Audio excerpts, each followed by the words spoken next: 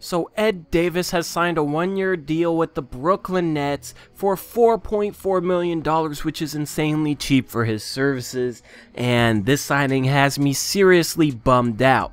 Yo, what's going on, guys? It's Tori here with True Blazer Fan, and True Blazer Fan is your #1 stop on YouTube for Blazer content, and that includes free agency, and that includes all the good and the bad that comes with it. And this is definitely bad because Ed Davis was one of my favorite players on the Portland Trail Blazers, and I feel like Portland had a love for him that they didn't really have for any other player, and it was well deserved because Ed Davis is one of the best hustle players in the entire NBA. One of the top 3 big men off the bench in the NBA, maybe even the best. Extremely underrated, a good veteran presence. He was tight with Dame, and this was a guy that said he wanted to remain in Portland for his entire career.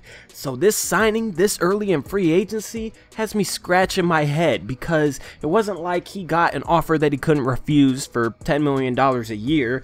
He went to a bad team for 1 year for $4.4 million, and the only thing that makes sense to me is that either they really want to put Zach Collins at backup center, which I don't think Zach Collins will be ready next year, but we'll see, or Neil Olshey has a move up his sleeve with the full mid-level exception. That's the only 2 scenarios where I could see Portland not wanting to keep Ed Davis for that cheap price. The full mid-level exception, of course, hard caps the Blazers at $127 million in total salary. So resigning Ed Davis might have put him too close to that to be able to sign a decent free agent for that full mid-level. And, you know, we're talking about a free agent that is probably too good and being offered too much to sign with Portland for the taxpayer mid-level exception.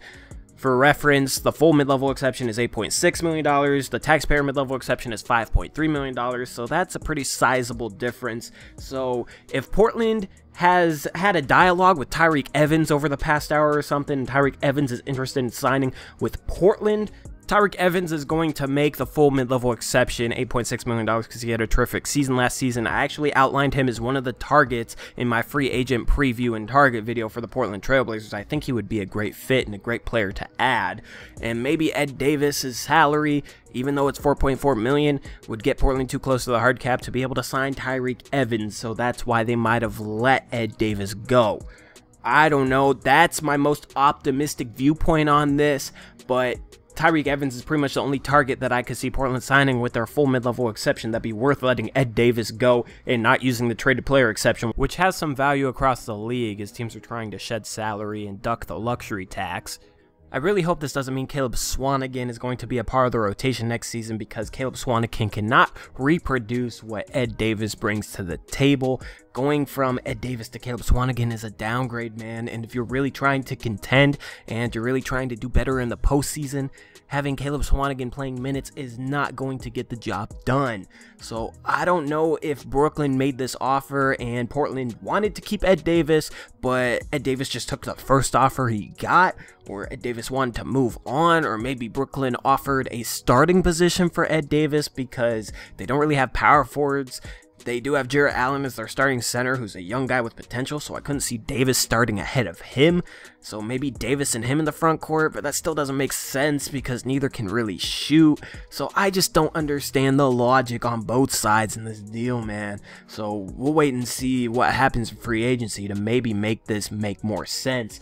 All I know is that I'm seriously bummed that Ed Davis is not going to be wearing a Portland Trail Blazer uniform next year, and I think a lot of fans in general are pretty bummed about that as well. So let me know down in the comment section below how you feel about this move, man. How you feel about losing Ed Davis to the Brooklyn Nets. It's pretty tough on me, man. Like, when I saw this tweet come across my phone, it legitimately bummed me out. Anyway, me and Eric will keep you guys in tune with free agency, and I will continue bringing my reactions to all the moves that the Blazers make, or don't make in Ed Davis's case. And I hope you guys have a better night than I'm having, or if you're waking up to this news tomorrow, I hope you guys are still able to make it throughout the day, man, because it sucks. So this has been Tori. Peace out. Go Blazers.